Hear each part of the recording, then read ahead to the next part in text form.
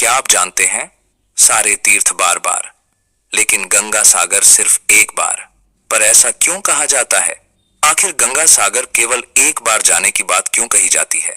इसके पीछे एक प्राचीन और अत्यंत अद्भुत पौराणिक कथा छिपी हुई है। आज इस वीडियो में हम गंगा सागर तीर्थ के महत्व के साथ साथ उस प्रसिद्ध कहावत के पीछे छिपे रहस्य को भी उजागर करेंगे। इसलिए वीडियो को अंत तक देखें, अपने मित्रों के साथ साझा करें और चैनल को सब्सक्राइब करना न भूलें। नमस्कार दोस्तों, गंगा सागर भारत के प्रमुख तीर्थों में एक महातीर्थ माना जाता है। यह वही पावन स्थान है जहां गंगा माता सागर से मिलती हैं। गंगा केवल एक नदी नहीं, बल्कि मोक्ष प्रदान करने वाली देवी मानी गई हैं। गंगोत्री से निकलकर गंगा भारत के अनेक राज्यों से बहती हुई पश्चिम बंगाल पहुंचती हैं और यहीं सागर में विलीन हो जाती हैं। गंगा और सागर के इस पावन संगम को गंगा सागर कहा जाता है। इसी कारण गंगा सागर एक दुर्लभ और अत्यंत विशेष तीर्थ माना गया है। मान्यता है कि इसी स्थान पर राजा सगर के 60,000 पुत्रों को मोक्ष की प्राप्ति हुई थी। मकर संक्रांति के पावन अवसर पर यहाँ एक विशाल धार्मिक मेले का आयोजन होता है, जहाँ लाखों श्रद्धालु पवित्र गंगा स्नान के लिए एकत्र होते हैं। शास्त्रों में कहा गया है कि इस दिन गंगा सागर में स्नान करने से 100 अश्वमेध यज्ञ और 1000 गांव दान के बराबर पुण्य फल प्राप्त होता है।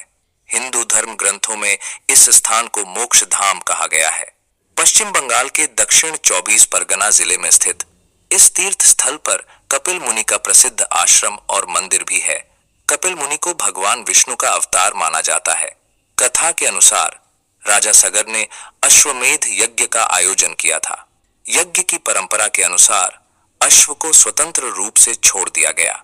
वह घोड़ा अनेक राज्यों से होकर गुजरने लगा। जिन राज्यों से वह गुजरता, उन्हें राजा सगर की अधीनता स्वीकार करनी पड़ती। यदि कोई राजा उस अश्व को रोकने का प्रयास करता, तो उसे युद्ध के लिए तैयार रहना पड़ता।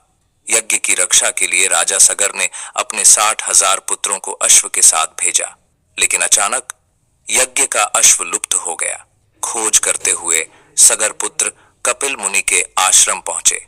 वहीं उन्हें वह अश्व दिखाई दिया। यह देखकर वे क्रोधित हो उठे और तपस्या में लीन कपिल मुनि को अपशब्द कहने लगे। इस उद्दंडता से कपिल मुनि क्रोधित हो गए। अपने तेजस्वी नेत्रों की अग्नि से उन्होंने सगर पुत्रों को भस्म कर दिया, पर मुनि के श्राप के कारण उनकी आत्माओं को मोक्ष प्राप्त नहीं हुआ और वे पृथ्वी पर भटकती रहीं। कई वर्षों बाद राजा सगर के वंशज राजा भागीरथ अपने पूर्वजों को मोक्ष दिलाने की कामना लेकर कपिल मुनि के आश्रम पहुंचे। राजा भागीरथ की भक्ति और समर्पण से कपिल मुनि प्रसन्न हुए। मुनि ने कहा, सगर पुत्रों को मोक्ष केवल गंगा जल के स्पर्श से ही मिल सकता है। राजा भागीरथ ने कठोर तपस्या और साधना के द्वारा मकर संक्रांति के पावन दिन गंगा माता को धरती पर उतारा। गंगा जल के दिव्य स्पर्श से राजा सगर के 60,000 पुत्रों को मोक्ष और शाश्वत शांति प्राप्त हुई। यही पावन भूमि आगे चलकर गंगा सागर कहलाई और तभी से यहाँ स्नान को अत्यंत पुण्यदायक माना जाने लगा। गंगा सागर सबसे विशाल धार्मिक मेलों में से एक है।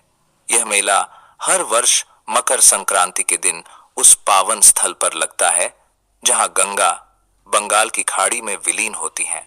सुंदरवन के समीप होने के कारण इस मेले को तेज तूफानों, ऊंची समुद्री लहरों और बदलते मौसम जैसी कई प्राकृतिक चुनौतियों का सामना करना पड़ता है। लेकिन श्रद्धा और परंपरा के सामने ये सभी कठिनाइयां अपने आप छोटी पड़ जाती हैं। यहाँ समुद्र देवता की पूजा, नारियल अर्पण और कपिल मुनि के दर्शन का विशेष महत्व है।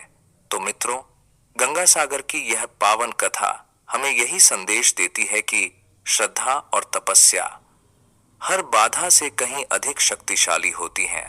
इसी सत्य को दर्शाती है यह कहावत, सारे तीर्थ बार बार, गंगा सागर एक बार। अगर आपको यह कहानी पसंद आई हो तो वीडियो को लाइक और शेयर करें और चैनल को सब्सक्राइब करना न भूलें, ताकि ऐसी ही दिव्य और पौराणिक कथाएं निरंतर आप तक पहुंचती रहें। देखने के लिए शुक्रिया।